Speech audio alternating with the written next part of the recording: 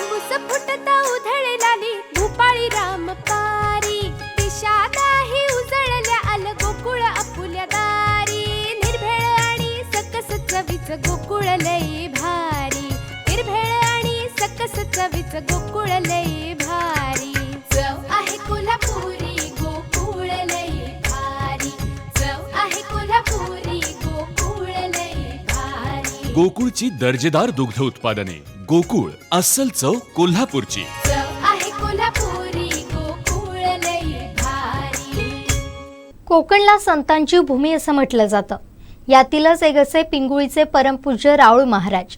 या राऊळ महाराजांचा 1978चा एक व्हिडिओ सध्या सोशल मीडियावर चांगलाच व्हायरल होतोय.